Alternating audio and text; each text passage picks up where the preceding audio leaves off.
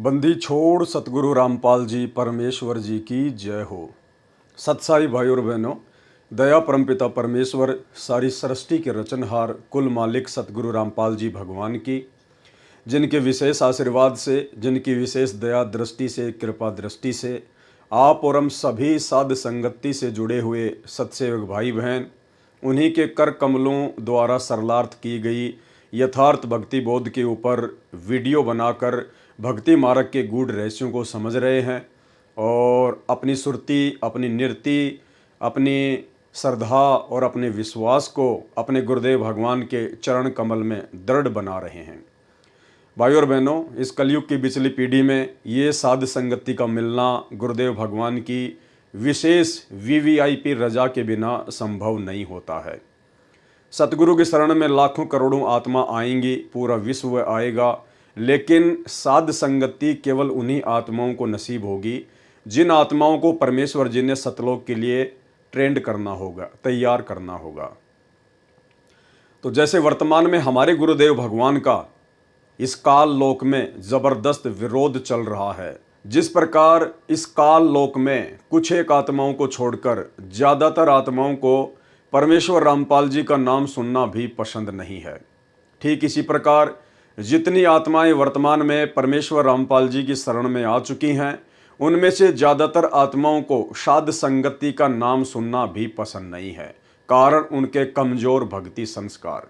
लेकिन आप और हमारे ऊपर गुरुदेव भगवान ने दया करने में किसी भी प्रकार की कोई भी कसर नहीं छोड़ी है और अब आप और हमारी जिम्मेदारी बनती है कि हम भी गुरुदेव भगवान की इस रजा का भरपूर फायदा उठाएं।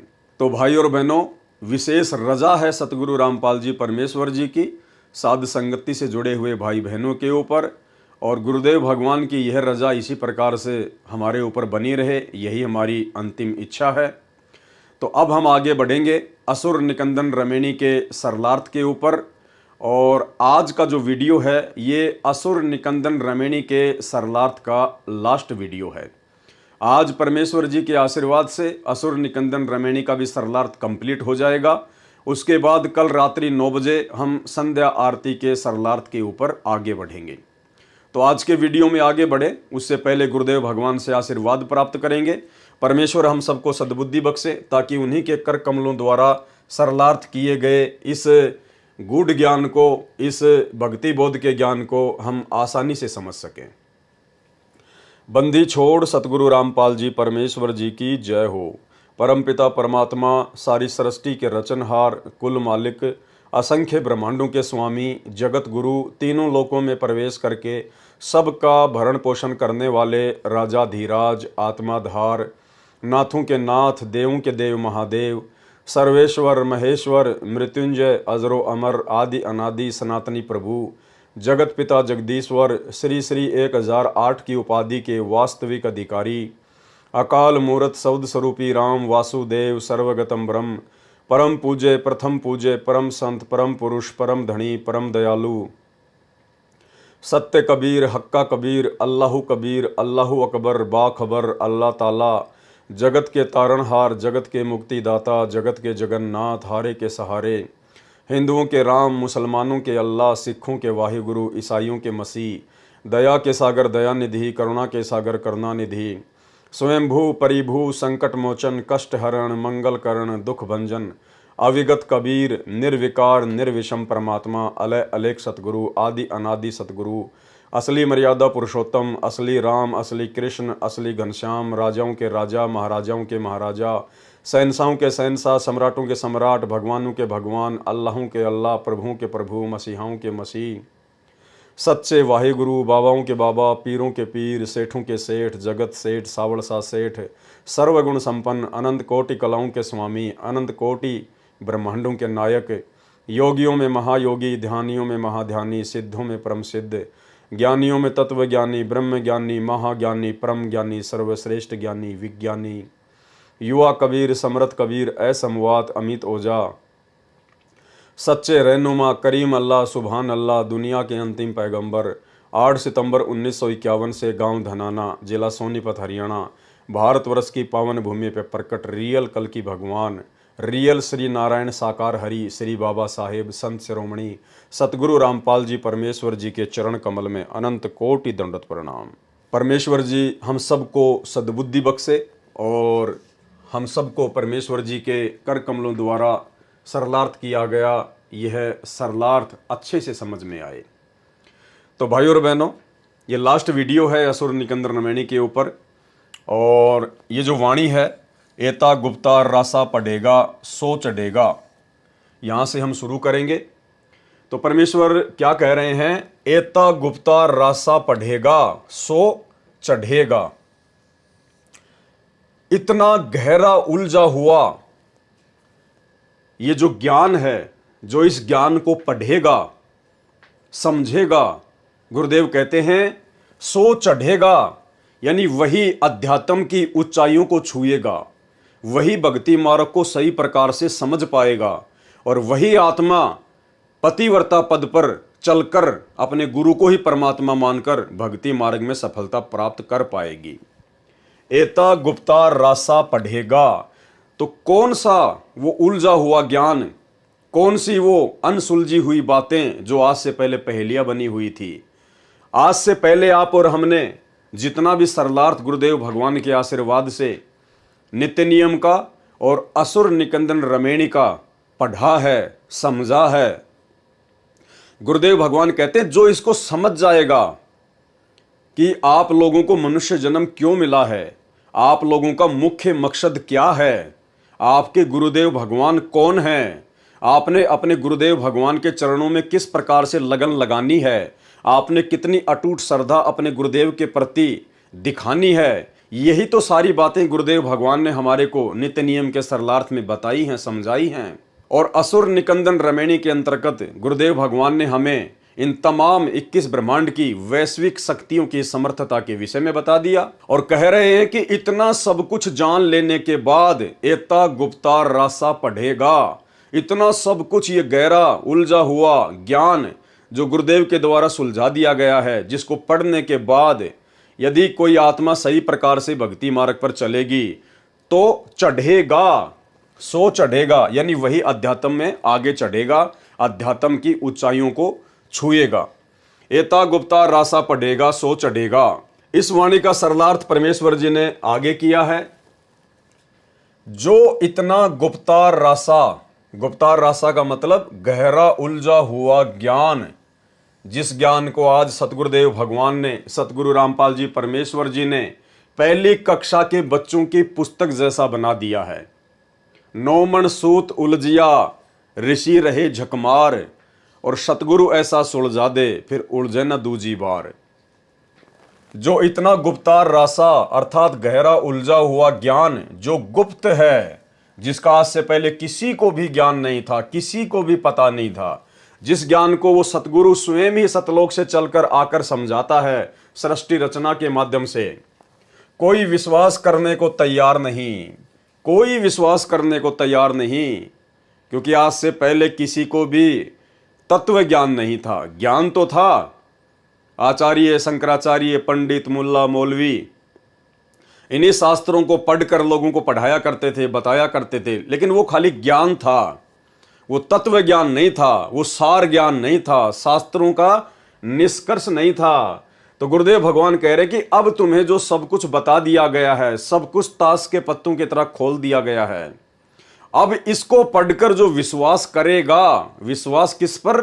अपने गुरुदेव पर और गुरुदेव की भक्ति पर। दुनियादारी पर विश्वास की बात नहीं हो रही यहां पर, अपने गुरुदेव पर और गुरुदेव की भक्ति पर, कि हमें जो गुरुदेव भगवान वर्तमान में मिले हैं परम पूज्य सतगुरु रामपाल जी परमेश्वर जी के रूप में, इनसे बढ़कर सकल सृष्टि में अन्य कोई समर्थ शक्ति नहीं है।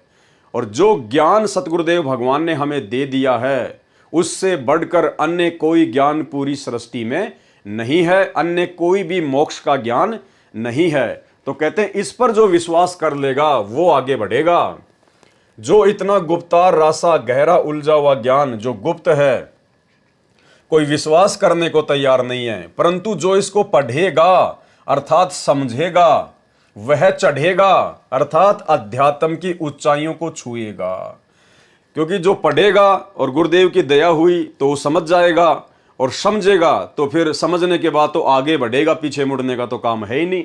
फिर वो अध्यात्म की ऊंचाइयों को छुएगा, ज्ञान ग्रहण करके अपने जीवन का कल्याण कराएगा।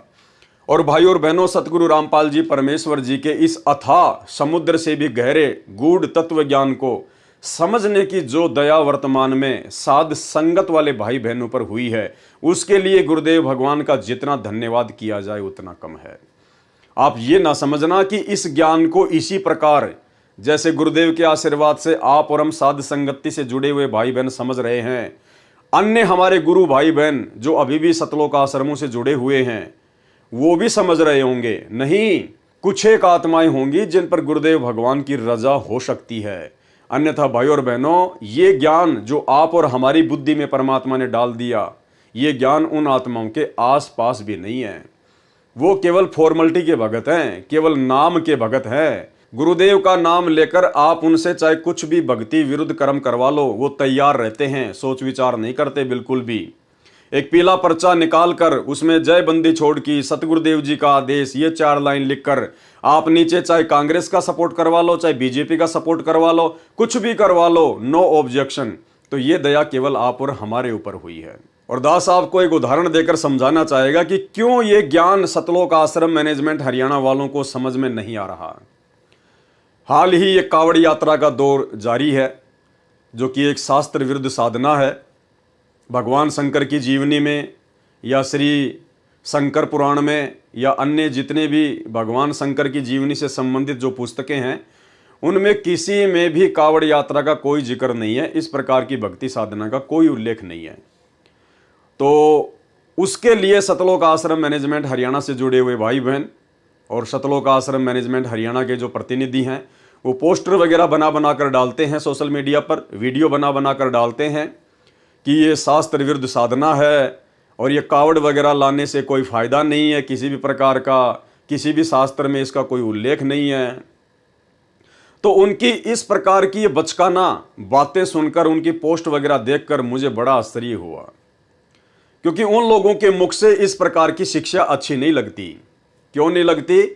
क्योंकि ये लोग तो खुद आन उपासना में दुनिया का सहयोग करते हैं, सतलोक आश्रम मैनेजमेंट हरियाणा वाले।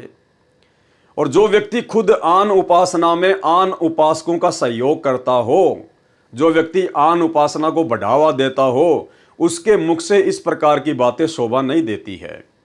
आपको पता होगा, आज से 4-5 महीने पहले उत्तर प्रदेश के अयोध्या में श्री राम मंदिर के पास में इन्होंने श्री राम पुजारियों के लिए, विष्णु पुजारियों के लिए, उन आन उपासकों के लिए काफ़ी दिन तक भंडारे की व्यवस्था की थी। यानी इनका कहना था कि भाई श्री राम पुजारियों, श्री रामचंद्र जी को मत छोड़ देना, विष्णु जी को मत छोड़ देना, ये बहुत अच्छी साधना है, तुम अयोध्या में आते रहो और हम तुम्हारे लिए हर प्रकार की व्यवस्था करते रहेंगे, तुम खाने पीने की बिल्कुल भी टेंशन मत लेना, लेकिन श्री रामचंद्र जी की भक्ति मत छोड़ना। इन्होंने कोई भी संदेश सतगुरु रामपाल जी परमेश्वर जी का जब तक इनका भंडारा चला, इन्होंने किसी को नहीं दिया। एक भी पुस्तक इन्होंने वहां पर संत रामपाल जी की किसी भी आन उपासकों को नहीं दी, क्योंकि इनको अच्छे से पता था कि यदि हम यहां श्री रामचंद्र जी के खिलाफ बोलेंगे, जो सतगुरु रामपाल जी परमेश्वर जी ने अपने सत्संगों में सच्चाई बताई है, यदि हम वो सच्चाई यहां बताएंगे तो हमारी खोपड़ी के बाल भी नहीं मिलेंगे। इन्होंने कोई पुस्तक नहीं बांटी, ना संगत को अयोध्या में बुलाया पुस्तक सेवा के लिए, और उल्टा इन्होंने एक पीला पर्चा निकालकर संगत में आदेश जारी कर दिया कि अयोध्या भंडारे में केवल वही भगत आए जिनकी सेवा लगी है, आम संगत अयोध्या में ना आए। अरे भाई, तुम्हें उस समय मानते हम भगत कि वास्तव में तुम्हें ज्ञान है और तुम सतगुरु रामपाल जी भगवान के दृढ़ भगत हो और तुम्हारा मकसद केवल ज्ञान प्रचार करना है। जब तुम उन श्री राम उपासकों को जो वहां पर भंडारा कर रहे थे, उनको तुम बताते, समझाते कि भाई तू क्यों इतनी दूर से चलकर फालतू में अपने पैर तोड़ के आया है, क्यों अपना समय और पैसा बर्बाद करके आया है। ये श्री रामचंद्र जी परमात्मा नहीं है, भगवान नहीं है, इनसे मोक्ष नहीं होना। ये तो ना जाने कितनी बार मर चुके हैं और मरने के बाद गधे कुत्ते सूअर बनते हैं। मैं तुम्हें उस समय मानता भगत कि वास्तव में तुम संत रामपाल जी के दृढ़ भगत हो और तुम्हारा मकसद केवल शास्त्र विरुद्ध साधना को जड़ से समाप्त करने का है और संत रामपाल जी के मिशन में कंधे से कंधा मिलाकर उनका सहयोग करने का है। लेकिन इस प्रकार की ज्ञान आधारित बातें तो तुम्हारे मुख से एक भी नहीं निकली। तो जब ये कावड़ यात्रा शुरू हुई, ये लोग कावड़ यात्रा को जो है शास्त्र विरुद्ध साधना बताने लगे, तो मुझे बड़ा आश्चर्य हुआ कि मुझे तो उम्मीद थी कि ये लोग हो सकता है रोड पर भंडारा लगाएंगे उनके लिए। जिस प्रकार इन्होंने श्री राम जन्मभूमि अयोध्या में आने वाले आन उपासकों के लिए भंडारा लगाया था, तो मुझे तो उम्मीद थी कि ये लोग भंडारा लगाएंगे हरिद्वार में श्री शंकर जी के भक्तों के लिए। लेकिन पता नहीं इन लोगों की क्या मजबूरी रही जिसके चलते ये लोग भंडारा नहीं लगा पाए। तो भाई, जो सतलोक आश्रम मैनेजमेंट हरियाणा अपने गुरुदेव भगवान के वचनों के विरुद्ध, अपने गुरुदेव भगवान के मिशन के विरुद्ध, उनके सत्संगों के विरुद्ध जो आन उपासकों की आन उपासना में सहयोग करता है, उसके मुख से इस प्रकार की बातें अच्छी नहीं लगती हैं। तो भाई और बहनों, ये कहाँ से ये गूढ़ बातें जिनका जिक्र गुरुदेव ने इस यथार्थ भक्ति बोध के सरलार्थ में करके दे दिया है, ये कहाँ से जानेंगे, ये कहाँ से पहचानेंगे? क्योंकि अभी तक तो ये वैश्विक शक्तियों को ही महत्व दे रहे हैं। गुरुदेव ने तो पूरे यथार्थ भक्ति बोध के सरलार्थ में, जिसमें श्री ब्रह्मा जी की वाणियां हैं, श्री शंकर जी की वाणियां हैं, श्री विष्णु जी की वाणियां हैं, परमेश्वर ने फिर निष्कर्ष दे दिया लास्ट में कि इनकी केवल फोकट महिमा करनी है, इनके बस में कुछ भी नहीं था करना और धरना। ये करने और धरने वाला तो कबीर परमात्मा है, तुम्हारा सतगुरु है। लेकिन इसके बावजूद ये सतलोक आश्रम मैनेजमेंट हरियाणा वाले उन्हीं आन उपासकों का सहयोग करते हैं। तो ये लोग इन वाणियों को, इस गूढ़ ज्ञान को, इस यथार्थ भक्ति बोध के सरलार्थ को नहीं समझ पाएंगे। ये दया तो गुरुदेव भगवान ने आप और हम साध संगति से जुड़े हुए भाई बहनों के ऊपर की है। तो क्या कह रहे हैं गुरुदेव? एता गुप्ता रासा पढ़ेगा सो चढ़ेगा। जो इतना गुप्तार रासा अर्थात गहरा उलझा हुआ ज्ञान जो गुप्त है, कोई विश्वास करने को तैयार नहीं है, परंतु जो इसको पढ़ेगा अर्थात समझेगा, वह चढ़ेगा अर्थात अध्यात्म की ऊंचाइयों को छुएगा, ज्ञान ग्रहण करके अपने जीवन का कल्याण कराएगा। तो गुरुदेव के इस सरलार्थ को पढ़कर समझकर आप और हम भाई बहनों को कितना आनंद आ रहा है। हमारा विश्वास भक्ति मार्ग पर अपने गुरुदेव के चरणों में दिन प्रतिदिन कितना दृढ़ होता जा रहा है। ये दया केवल आप और हमारे ऊपर है। अगली वाणी है, चंपेगा पर भूमि सीम, साक्षी कृष्ण पांचों पांडवों भारती भीम। परमेश्वर महाभारत के युद्ध का उदाहरण देकर आगाह कर रहे हैं कि यदि कोई नाजायज तरीके से किसी को दुखी करेगा या किसी की भूमि वगैरह पे कब्जा करेगा, तो कहते हैं उनकी भी वही हालत होगी जो हालत महाभारत के युद्ध में कौरवों की हुई। और पांडव इसके साक्षी हैं, क्योंकि कौरवों ने जबरदस्ती छलबल करके जुए में उनको हराकर और उनकी भूमि पर यानी उनके हक के राज्य पर उन्होंने जबरदस्ती कब्जा किया था, जिसका क्या नतीजा हुआ? चंपेगा यानी हड़पेगा, जबरदस्ती यदि कोई कब्जा करेगा। चंपेगा पर भूमि सीम, पर यानी दूसरे की, भूमि यानी जमीन, सीम यानी जैसे गांव के आसपास की जो जमीन होती है, जैसे कोई गांव है और उस गांव की जमीन मान लीजिए 1000 बीघा है, तो जहां तक उस गांव की जमीन है उसको सीम भी बोलते हैं, उसको जो है काकड़ भी बोलते हैं। यानी जहां पर गांव की जमीन का लास्ट जो स्थान होता है उसको कहते हैं सीम। चंपेगा पर भूमि सीम, साक्षी कृष्ण पांचों पांडव भारती भीम। परमात्मा कहते हैं इस बात के साक्षी पांचों पांडव हैं। इस वाणी में सतर्क किया है कि यदि कोई व्यक्ति या राजा पर भूमि सीम चंपेगा अर्थात किसी दूसरे की जमीन तथा सीमा को चंपेगा अर्थात कब्जा करेगा, उसकी वही दशा होगी जो कौरवों की हुई। इसके साक्षी अर्थात गवाह पांचों पांडव हैं। उनमें भीम भारती लड़ाकू योद्धा है, अर्थात महाभारत की कथा इसी बात की जीवित तस्वीर है। अब भाई और बहनों, हमने इसको आध्यात्मिक दृष्टि से लेना है। और इसका आध्यात्मिक पहलू क्या है?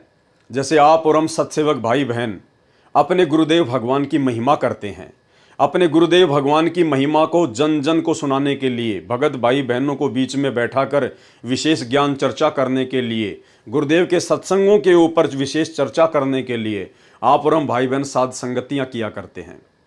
लेकिन बीच में आपने देखा कि सतलोक आश्रम मैनेजमेंट हरियाणा काल प्रेरणा से जबरदस्ती बिना किसी बात के ना हम उनको कभी न्योता देते थे, ना हम कोई उनके खिलाफ कोई काम करते थे। हम केवल अपने गुरु जी की महिमा करते थे। लेकिन इन लोगों को बिल्कुल भी रास नहीं आता था और काल प्रेरणा से इन्होंने हमारी हर साध संगति में लगभग हर साध संगति में व्यवधान डालने का प्रयास किया। कभी ये खुद आ जाते लेके लठ, तो कभी ये पुलिस प्रशासन को बीच में डाल देते। हर बार इन्होंने हमारा विरोध किया, यानी इन्होंने ज़बरदस्ती हमारे को परेशान करने का कुप्रयास किया। तो परमेश्वर कहते हैं जो अगर ज़बरदस्ती किसी के साथ में करेगा तो उसके साथ में आने वाले समय में ऐसा ही बनेगा। अगली वाणी है, द्रौपदी के खप्पर में मेदनी समाइसी, 64 योगनी मंगल गायसी।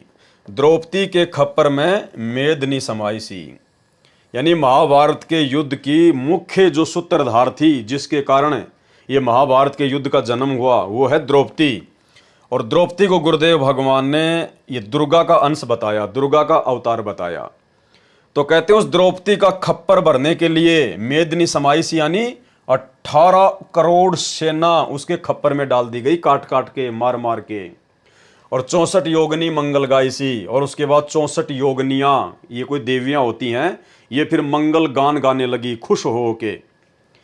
महाभारत की घटना को फिर संक्षेप में बताया है कि जो राजा या प्रजाजन किसी की जमीन राज पर कब्जा करेगा, जैसे द्रौपदी ने खप्पर ले रखा था, केस खोल दिए थे, अपने 5 पतियों से कह दिया था कि जिस दिन दुशासन का वध किया जाएगा तब ये केस बांधूंगी, तब मैं अपने बाल बांधूंगी, अपनी चोटी बांधूंगी।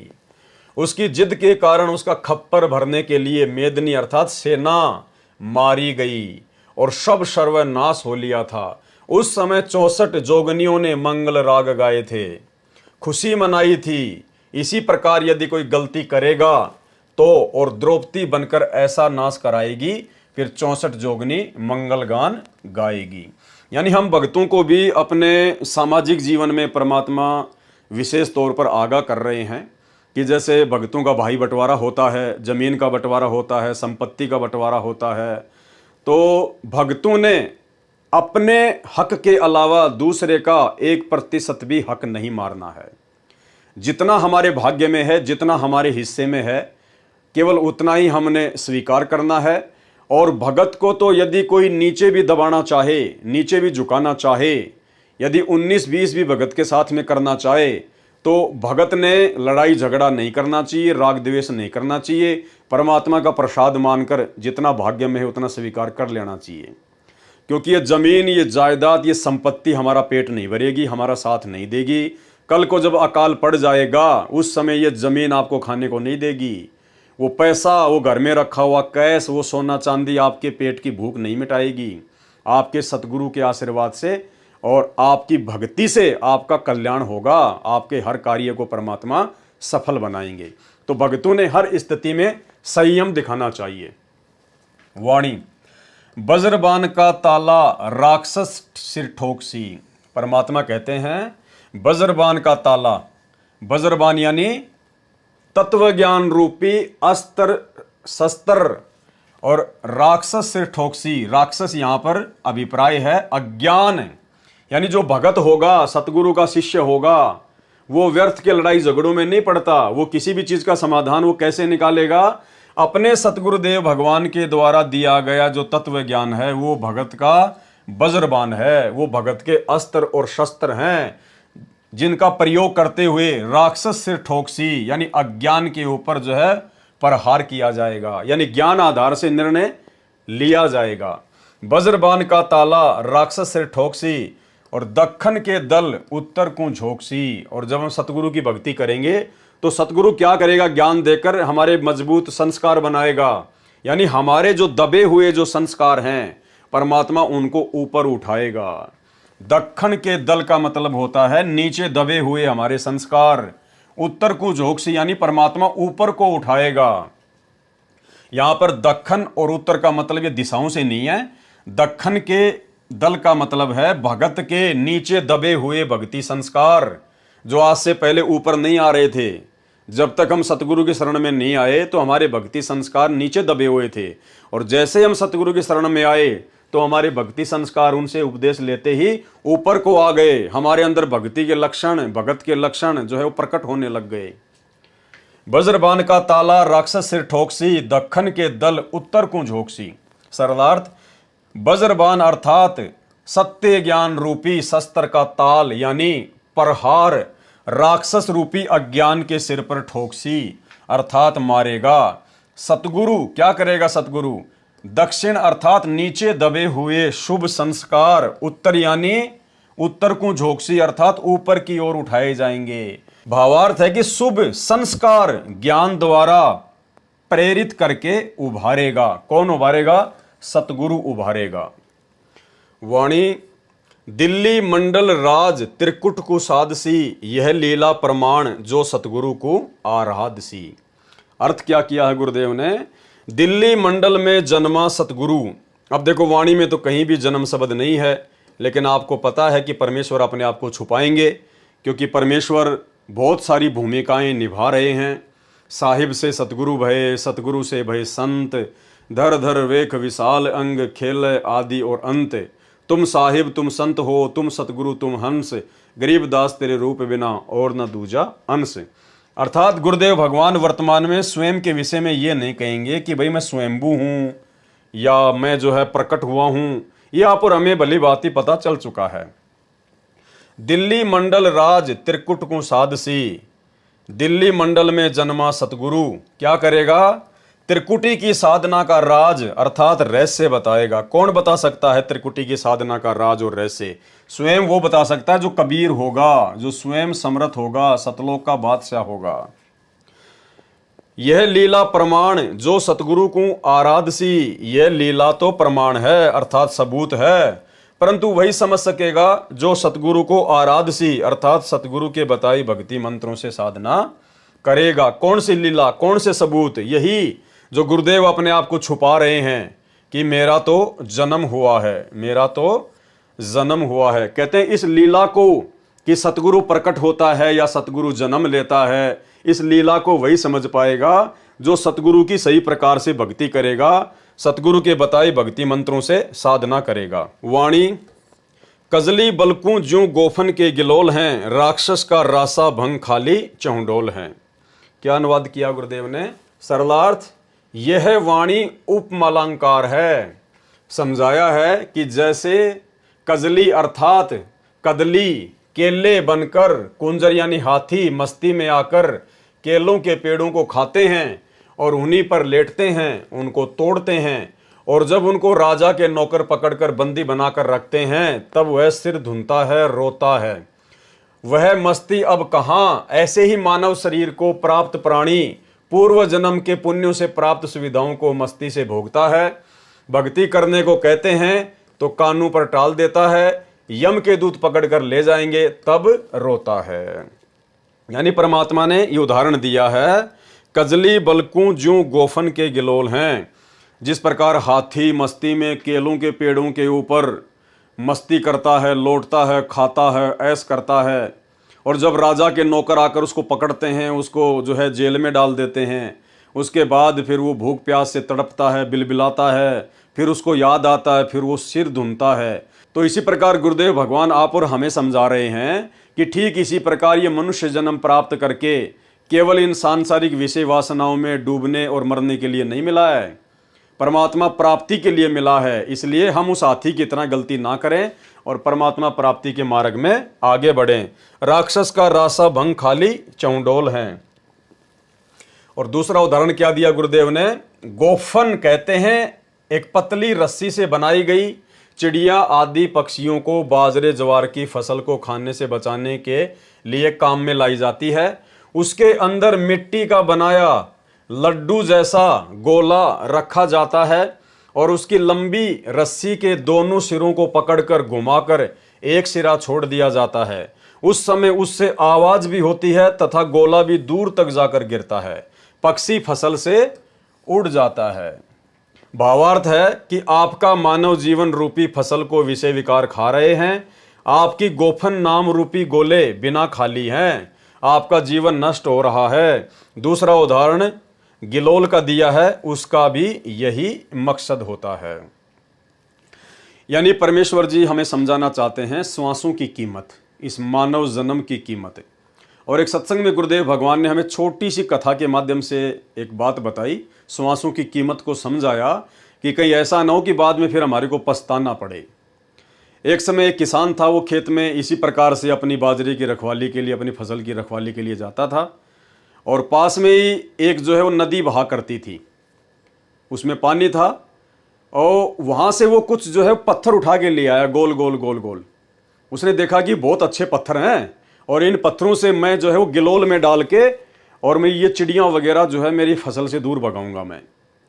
तो उसने वही किया। वो छोटे छोटे वो पत्थर थे, गोल गोल बड़े अच्छे, उसको पता नहीं था ये क्या है। वो वहाँ से उठा के 150 ले आया और अपने खेत में आ गया। अब वहाँ से उसको डाल के वो गिलोल में और ऐसे मारने लगा, जहाँ भी कोई चिड़िया बैठे, कोई कबूतर बैठे, तो उनको मारने के लिए, उनको उड़ाने के लिए वो फिर वो पत्थर उठाए गोल गोल और उसमें वो गिलोल में लगाए और ऐसे जोर से छोड़ दे। दूसरी तरफ वो नदी बह रही थी जहाँ से वो लाए था उठा के पत्थर। अब जैसे ही वो मारे, वो पत्थर सीधा उस नदी में जाके गिरे और वो बह जाए। तो ऐसे करते करते लगभग उसने सारे पत्थर जो है उसने नदी में फेंक दिए। मुश्किल से 2-4 ही जो गोल गोल पत्थर थे वो उसके पास में रखे हुए थे। बहुत ही वो गरीब था बेचारा। और उसकी जो पत्नी थी दोपहर में उसका खाना ले आई, साथ में उसका छोटा बच्चा था, वो आ गया। किसान खाना खाने लग गया, बच्चा जो है वो खेलते खेलते खेलते खेलते पत्थर हाथ में ले लिए। और जब उसकी माँ वापस जाने लगी तो उस बच्चे ने एक पत्थर जो है वो अपनी जेब में डाल लिया, पत्थर समझकर। घर पे आ गई वापस। अब कुछ भी दाना नहीं, कोई अनाज नहीं। वो एक दुकान पे गई, एक लाला जी के पास में, बच्चा साथ में था, बच्चे के हाथ में वो पत्थर था। तो लाला जी से कहने लगे, लाला जी मुझे कुछ आटा वगैरह, दाल वगैरह उधार दे दीजिए। तो लाला जी ने कहा, भाई तुम्हारी पहले बहुत ज़्यादा उधार हो रही है, मैं बिल्कुल भी नहीं दूंगा, पहले का हिसाब चुकती करो। और बच्चे के हाथ में जो है वो पत्थर था, वो चमकीला सा। और उधर लाला जी के पास में उसका कोई रिश्तेदार आया हुआ था, वो भी कोई व्यापारी था। तो उस बहन ने कहा कि लाला जी पैसे तो मेरे पास फिलहाल नहीं हैं, ये पत्थर बहुत चमकीला है, बहुत अच्छा है, आप अगर ये पत्थर आपके काम का हो तो आप इसका कोई बाट वाट बना लेना, अपना कोई तोलने का, कोई 100 ग्राम या 200 ग्राम की जगह आप इसको काम में ले लेना, अपना जो है वो बट्टा बना लेना इसकी जगह। और बोला मुझे कुछ दे दो। तो उस बनिया ने कहा कि मेरे पत्थर क्या काम का, मैं क्या करूँगा इस पत्थर का, मुझे तो पैसे चाहिए। अब वो जोरी था जो बनिए का रिश्तेदार था, जब उसने बच्चे के हाथ में वो चमकीला पत्थर देखा तो तुरंत उसने उस पत्थर को लिया और उसको चेक किया, और चेक करके कहा कि भाई तुझे कहाँ से मिला ये पत्थर। बोला जी ये तो ऐसे ऐसे खेत में मेरा पति जो है चिड़िया वगैरह उड़ाता है, और वो नदी में बह के आए थे और वो इनसे जो है चिड़िया वगैरह भगाता है।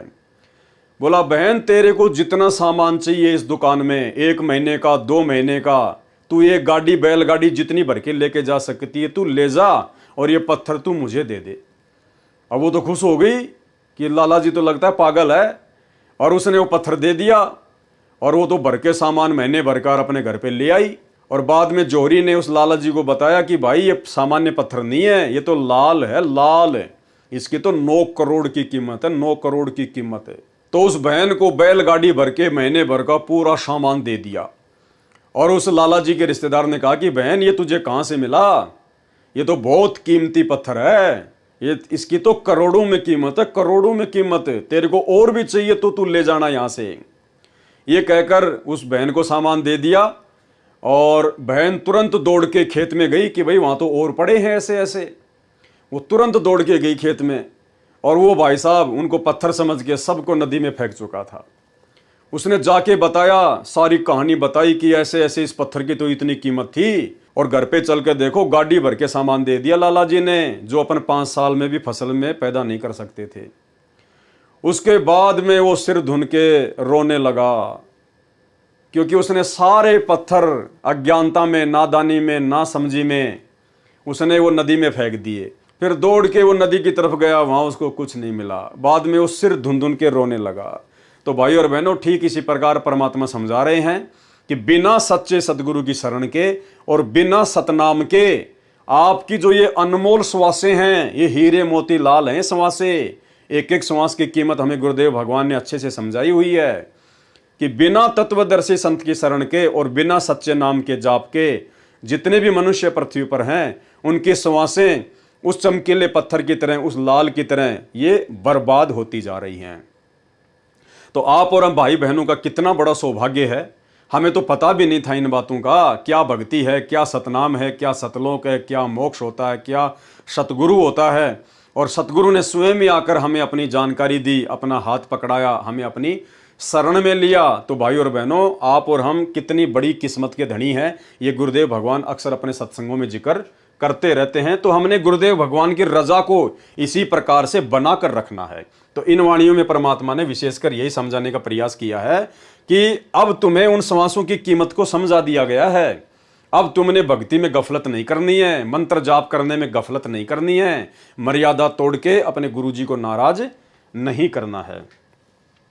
फिर कहा है कि खाली चहडोल, चहडोल कहते हैं हाथी के ऊपर रखे खोखे जैसी अलमारी को, यानी पहले राजा महाराजा जो हाथी के ऊपर एक वो अंबारी बना के चलते थे ना, उसको कहते हैं चहडोल।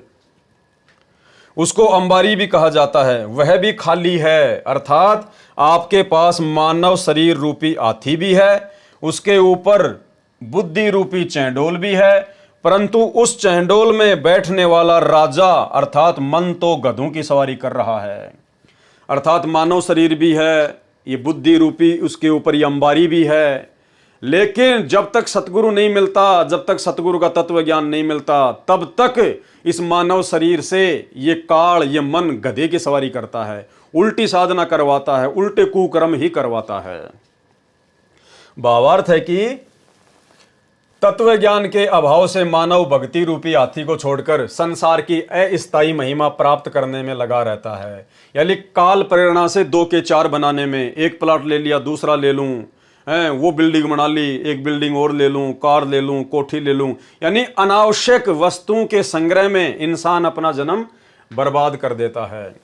उसके हाथी का चैंडोल खाली पड़ा है, अर्थात भक्ति बिना मनुष्य का वास्तविक कार्य अधूरा तथा व्यर्थ है। और आप और हमारा वो कार्य परमेश्वर जी ने सफल बना दिया, ये सत भक्ति देकर, अपनी शरण में लेकर, अनमोल ज्ञान देकर। तो ऐसे गुरुदेव भगवान का जितना धन्यवाद किया जाए उतना ही थोड़ा है। वाणी नी कलंक अंश लीला कालंदर कुमार सी, अर्ध लाख वर्ष बाकी दाने और दूतों को श्रृंगार सी। ये श्री विष्णु जी का जो अवतार आएगा, 10वां अवतार नी कलंक नाम से कलयुग के अंत में, उसके विषय में परमात्मा बता रहे हैं। कलयुग के अंत में मानव भक्तिहीन, चरित्रहीन तथा कृतघ्नी हो जाएगा कि नी कलंक यानी कल की अवतार रूप में विष्णु जी का अंश आएगा। वह कालंदर नाम के दुखदाई राक्षस को मारेगा, फिर 50,000 वर्ष तक बाकी राक्षसों को तथा दूतों निंदकों को मारेगा। नी कलंक अंश लीला कालंदर कुमारसी, अर्ध लाख वर्ष बाकी, अर्ध लाख यानी 50,000 वर्ष तक वो दूसरे दूतों को, जो कि लोगों को जो परेशान करेंगे, जो लोगों को दुख देंगे, जो भक्ति नहीं करने देंगे, कहते हैं फिर वो उनको मारेगा। वह कालंदर नामक दुखदाई राक्षस को मारेगा, फिर 50,000 वर्ष तक बाकी राक्षसों को तथा दूतों निंदकों को मारेगा। वाणी कलयुग की आदि में चाणोर कंस मारे थे, कलयुग की आदि में चाणोर कंस मारे थे और त्रेता की आदि में हिरणाकुश पछारे थे। सरलार्थ श्री विष्णु जी की स्तुति करके पुनः महिमा दोहराई है कि आप जी ने द्वापर युग के अंत में जब कलयुग का प्रभाव हो गया था, उस समय मथुरा के राजा कंस को मारा था तथा कंस के राज्य का पहलवान जो मथुरा केसरी था, चमार जाति में जन्मा था, ये श्री कृष्ण रूप में मारे थे। यानी श्री विष्णु जी ने श्री कृष्ण के रूप में मारे थे। लेकिन सच्चाई तो आप और हमें इस तत्व ज्ञान से गुरुदेव ने बताई है कि वो शक्ति प्रदान करने वाले सतगुरु ही थे। कौन थे? सतगुरु। सतयुग के अंत में त्रेता युग का प्रभाव होने लगा था, उस समय हिरणाकुश को नरसिंह रूप धारण करके मारा था। यानी महिमा श्री विष्णु जी की जा रही है, लेकिन असल में वो सारे काम करने वाले कौन थे? गुरुदेव भगवान। नरसिंह रूप धरे गुरु राया और हिरणाकुश को मारण धाया। वाणी बलि की विलास यज्ञ सुरपति पुकारे थे, वामन स्वरूप धर कीनी सुरपति पुकार बलि वह निस्तारे थे। यानी राजा बलि ने इंद्र की गद्दी प्राप्त करने के लिए जो यज्ञ किए थे, और फिर देवताओं का राजा इंद्र परेशान हो गया था। फिर वो विष्णु जी के पास गया कि भगवान कोई समाधान निकालो, आपने मुझे राज दिया था। और राजा बलि ने तो 99 यज्ञ पूरी कर ली है, 100वीं यज्ञ वो करने बैठ गया। तो विष्णु जी ने कहा कि ठीक है, मैं कोई समाधान निकालता हूँ। तो विष्णु जी के पास में समाधान नहीं था, उसने परमात्मा से अर्ज की। तो परमेश्वर कबीर जी अर्थात सतगुरु रामपाल जी भगवान ने बोने व्यक्ति का, बोने ब्राह्मण का रूप धारण करके किस प्रकार से राजा बलि को समझाया और इंद्र के राज को यथावत रखा। ये कहानी परमात्मा ने हमें असुर निकंदन रमणी के सरलार्थ में पहले पूरी लिख कर दी है। हमने उसको पिछले वीडियो में अच्छे से समझा है, तो यहाँ परमात्मा उसका ज़्यादा जिक्र नहीं कर रहे। बलि की विलास यज्ञ सुरपति पुकारे थे, वामन स्वरूप धर कीनी, सुरपति पुकार बलि बैन निस्तारे थे। सरलार्थ, इसमें श्री विष्णु जी की महिमा का गुणगान है। बलि राजा की यज्ञ वाला प्रकरण है, जो वाणी संख्या 66 का सरलार्थ पढ़ें, अर्थात हम लोग पहले इसको पूरी कहानी को पढ़ चुके हैं। वाणी, कलयुग की आदि में 12 सदी की अंत है, दूल्हे दयाल देव जानत कोई संत भेव योही वाला कंत है। कलयुग की आदि में 12 सदी की अंत है, यानी परमात्मा समझाना चाहते हैं जब भी कोई युग समाप्त होने वाला होता है, उससे 1200 वर्ष पहले नेक्स्ट युग का प्रभाव शुरू हो जाता है। जैसे मान लीजिए कि त्रेता युग की जो समाप्ति होती है, उससे 1200 वर्ष पहले उसमें द्वापर युग का जो प्रभाव है वो शुरू हो जाता है। और जब द्वापर युग की समाप्ति का समय आता है, तो उससे 1200 वर्ष पहले उसमें कलयुग का जो प्रभाव है वो स्पष्ट रूप से दिखाई देने लग जाता है। कलयुग की आदि में 12 सदी की अंत है, यानी जब कलयुग की शुरुआत होनी थी, उससे पहले द्वापर युग में 1200 वर्ष पहले ही इस कलयुग का जो प्रभाव है वो दिखाई देने लग गया था। यानी ये हर युग में होता है। परमात्मा ने बताया जब भी किसी नए युग का प्रारंभ होना होता है, उससे 1200 वर्ष पहले उस नेक्स्ट युग का जो प्रभाव है वो दिखाई देने लग जाता है। दूल्हे दयाल देव जानत कोई संत भेव यूं ही बाला कंत है। लेकिन वो परमात्मा, वो दयालु, वो सबका स्वामी, वो परमेश्वर जिसने सबको बनाया, जिसने सबको रचा, वो हमेशा एक जैसा रहता है, उसकी स्थिति में कोई बदलाव नहीं होता है। सरलार्थ, जैसा कि वाणी संख्या 120 में बताया है कि प्रत्येक युग के अंत में अगले युग का जो प्रभाव है वो गिरने लगता है। प्रत्येक युग के अंत में, जैसे द्वापर युग का अंत, तो द्वापर युग के अंत से 1200 वर्ष पहले उसमें जो है कलयुग का जो प्रभाव है वो दिखाई देने लगेगा। त्रेता युग का अंत, तो जैसे त्रेता युग का अंत होने वाला होगा तो 1200 साल पहले ही उसमें द्वापर युग का जो प्रभाव वो दिखाई देने लग जाएगा। सतयुग का जैसे अंत होने वाला होगा तो 1200 वर्ष पहले उसमें त्रेता युग का जो प्रभाव है वो दिखाई देने लग जाएगा। प्रत्येक युग के अंत में अगले युग का प्रभाव गिरने लगता है। द्वापर युग में लगभग 1200 साल पहले कलयुग का प्रभाव हो गया था और उसी के प्रभाव में कंस ने अत्याचार किए। महाभारत जैसा अनर्थ अत्याचार हुआ, कभी पांडव जंगल में, कभी अज्ञातवास में, फिर महाभारत का युद्ध किया, फिर हिमालय में गलकर मरे। इसलिए कहा है कि द्वापर में 12 यानी 12 से कलयुग जैसा वातावरण रहा है। 1200 वर्ष पहले ही कलयुग जैसा वातावरण जो है द्वापर युग में शुरू हो गया था, जो द्वापर का अंत तथा कलयुग की आदि यानी शुरुआत कहा गया है। परंतु दूल्हे दयाल देव अर्थात सर्व आत्माओं को दूल्हा अर्थात पति परमेश्वर दयालु परमात्मा यो ही वाला कंत है, अर्थात यह वाला, यह जिसकी महिमा संत गरीबदास जी वास्तव में करना चाहते हैं। तो संत गरीबदास जी अपने सतगुरु की महिमा करना चाहते हैं। तो गरीबदास जी कहना चाह रहे हैं कि जो सतगुरु मुझे मिला था, जो कंत, जो स्वामी, वो सदैव एक समान रहता है। उसकी शक्ति में, उसकी स्थिति में कोई परिवर्तन नहीं आता है। यो ही वाला कंत यानी स्वामी परमात्मा, अर्थात ये वाला मतलब जिसकी महिमा संत गरीबदास जी वास्तव में करना चाहते हैं। यानी फोकट महिमा तो इन देवताओं की चल रही है रमणी के माध्यम से, लेकिन वास्तव में सब कुछ करने धरने वाला कौन है? गरीबदास जी का सतगुरु, अर्थात वही सतगुरु आज हमें मिला है। तो सतगुरु रामपाल जी परमेश्वर जी ही वास्तव में वो कंत है, वो स्वामी है, वो समर्थ परमात्मा है जो इन सब के कार्यों को सफल बनाता है। लड़के मूसल दादाजी वाला उदाहरण है, इसलिए कहा है कि वास्तव में कंत अर्थात पति है, परमेश्वर है। इस भेव अर्थात रहस्य को कोई तत्वदर्शी संत ही जानता है। तो ये रहस्य आज गुरुदेव भगवान ने हम सभी भाई बहनों को बता दिया है, अपने तत्व ज्ञान से परिचित कर दिया है। वाणी, दिल्ली के तकत छत्र फेर भी फिराइसी, खेलत गुप्तार सैन भंजन स फोकट फैन, मैयल राजबाला पुरुष सतगुरु दिखलाई सी। ये आने वाले समय के विषय में परमेश्वर ने बताया है कि दिल्ली के तकत यानी सिंहासन पर छत्तर फेर भी फिराई सी, यानी आदरणीय गरीबदास जी कह रहे हैं कि जो मेरा सतगुरु है, जो मुझे जिंदा बाबा के रूप में मिला, जो कबीर परमात्मा, आगे चलकर वो दिल्ली मंडल में जाएगा, सतगुरु दिल्ली मंडल आईसी। और उस समय जब उनका वो समय आएगा जो निर्धारित समय उन्होंने रखा हुआ है, कहते हैं उस समय वो दिल्ली के सिंहासन पर, दिल्ली की गद्दी पर वो बैठेगा और उसके सिर पर जैसे पहले राजा महाराजाओं के तरह वो छत्र फिरा करते थे, ऊपर चांदनी रहा करती थी, पीछे सेवक रहा करते थे। जैसे हम लोग देखा करते थे राजा महाराजाओं के पीछे हवा करते रहते थे, ऊपर एक गोल गोल गोल गोल सा वो छत्र होता था, सिर पर मुकुट होता था। तो कहते हैं आने वाले समय में, यानी वर्तमान समय के लिए कह रहे हैं, जो अभी बहुत नजदीक है, 2028 के बाद तुरंत वो समय शुरू हो रहा है। कहते हैं उस समय वो सतगुरु, कौन सतगुरु? सतगुरु रामपाल जी परमेश्वर जी, जिनके हाथ में पूरे विश्व की बागडोर होगी।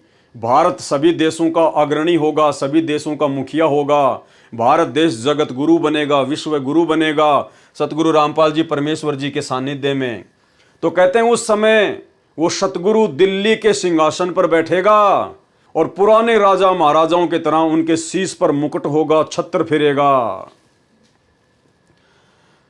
दिल्ली के तकत छत्र फेर भी फिराइसी, खेलत गुप्तार सैन भंजन स फोकट फैन। कह रहे हैं ये बातें सारी आपको संकेत में समझाई जा रही हैं, यानी समझने वाले समझ गए कि वो सतगुरु कौन है और क्या होगा। मैयल राजबाला पुरुष सतगुरु दिखलाई सी। मैयल राजबाला का मतलब है जो व्यक्ति, जो भगत राजकाज करने में जो परफेक्ट होगा, जो निपुण होगा, पुरुष सतगुरु दिखलाई सी, उसको वो सतगुरु दिल्ली का राजा बनाएगा। वो सतगुरु डिसाइड करेगा कि कौन व्यक्ति दिल्ली का राजा बनने के योग्य है, जो राजकाज में निपुण होगा उसको सतगुरु दिखाएगा। उसका जो तिलक है वो सतगुरु करेगा कि भैया ये बनेगा दिल्ली का राजा, ये करेगा दिल्ली का राज। सतगुरु यहां पर राज करने नहीं आता है। सतगुरु कौन? कबीर परमात्मा। जितनी भी आत्माओं को परमात्मा सतलोक में लेकर गए, जो आत्मा यहां के सुख को बड़ा फाइनल मान रही थी, और जब उन्होंने सतलोक में ठाट बाट देखे, वहां के विलास देखे, और जब नीचे देखा तो गंदगी का ढेर नजर आया, 21 ब्रह्मांड, यहाँ के सुरग महासुरग। और परमात्मा जब उनको कहने लगे कि भाई अब आप जाओ, अपने भाई बहनों को समझाओ और भक्ति करके वापस आओ, तो धर्मदास जी ने क्या कहा? उनकी बिल्कुल भी इच्छा नहीं बनी यहाँ नीचे आने की, जबकि धर्मदास जी तो उस समय सबसे बड़े सेठ थे। गुरुदेव भगवान ने बताया कि बांधवगढ़ के राजा महाराजाओं पर जब कोई आपत्ति आ जाती थी, कोई अकाल वगैरह पड़ जाता था, तो धर्मदास जी के पूर्वजों से आर्थिक सहायता लिया करते थे, इतने धनी थे। 17 अरब की संपत्ति बताई परमात्मा ने धर्मदास जी की, 17 अरब, यानी आज के अनिल अंबानी तो उनके नौकर के जैसे हैं। उस समय की 17 अरब 600 साल पहले की। आज यानी मुकेश अंबानी, अनिल अंबानी की संपत्ति तो बिल्कुल 5% भी नहीं है। और उस धर्मदास ने जो यहाँ एक राजा के जैसा जीवन जी रहा था, सेठ था, और जब उसने ऊपर से नीचे देखा, वहां का ठाट बाट देखा सतलोक का, तो कहने लगा मोहे राख लियो महाराज हमसे बिगड़ी है, कि ये परमात्मा अब मुझे वहां ना भेजो, मोहे ना भेजो भगवान हमसे बिगड़ी है। तो ऐसे सर्व सुख संपन्न सतलोक का राजा सतगुरु रामपाल जी भगवान, ये कबीर परमात्मा दिल्ली का राज करेगा क्या?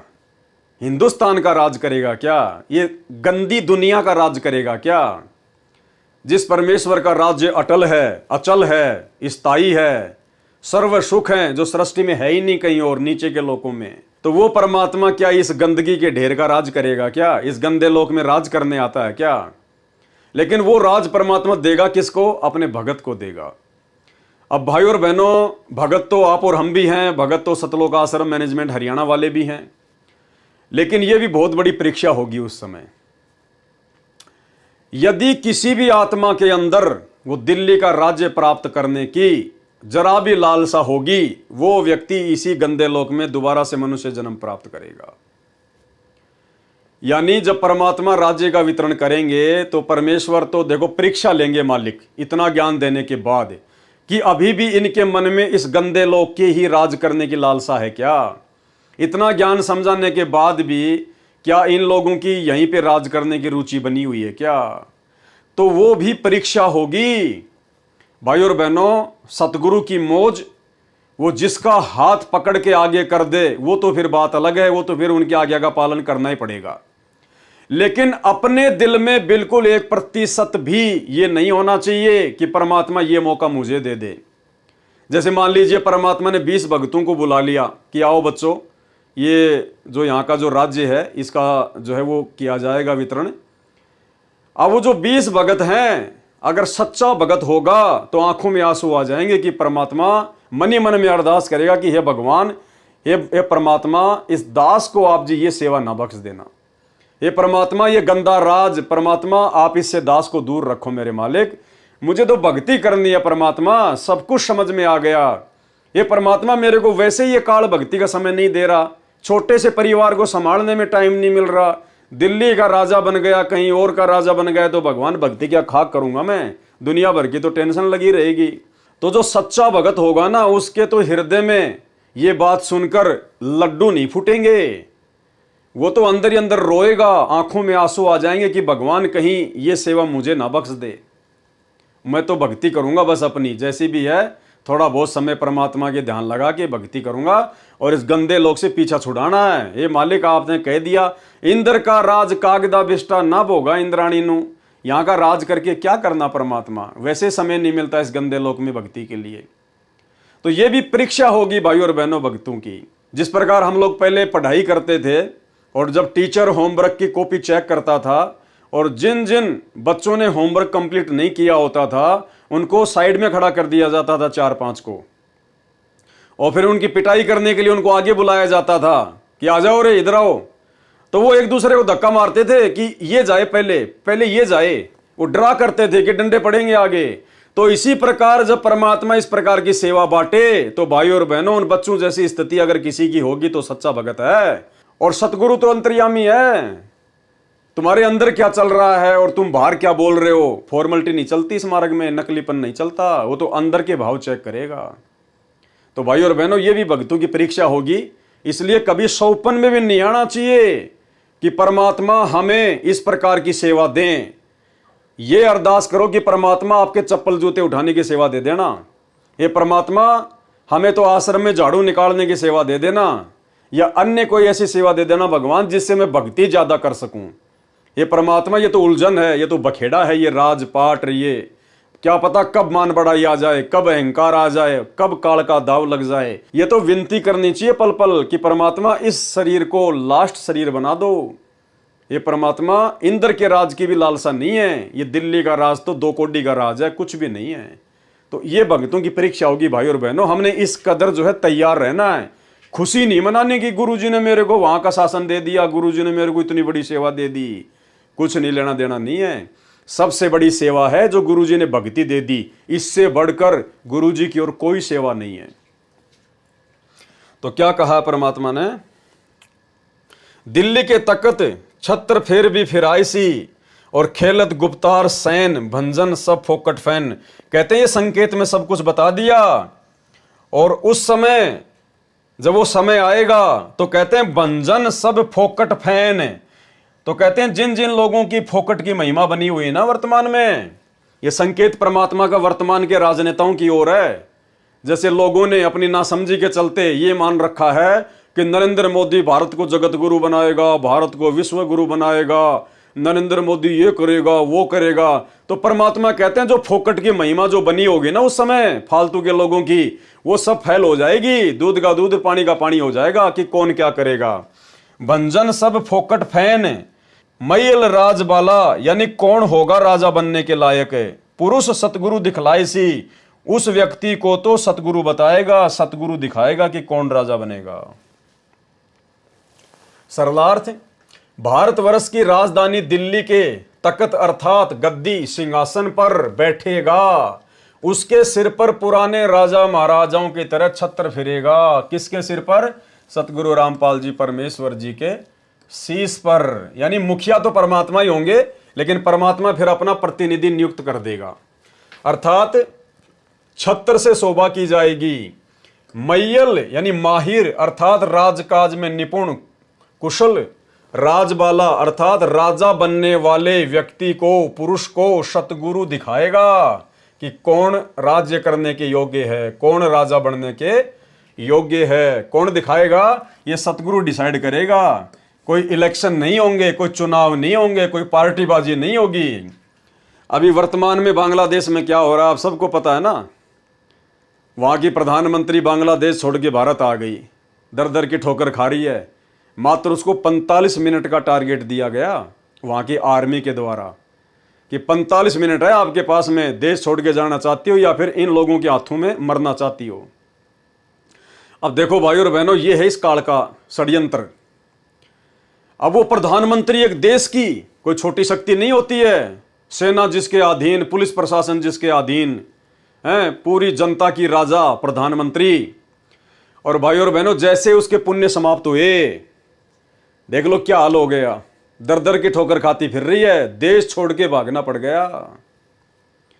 यह है इन देवी देवताओं के द्वारा दिया गया राज, यह है इन देवी देवताओं की भक्ति का प्रतिफल।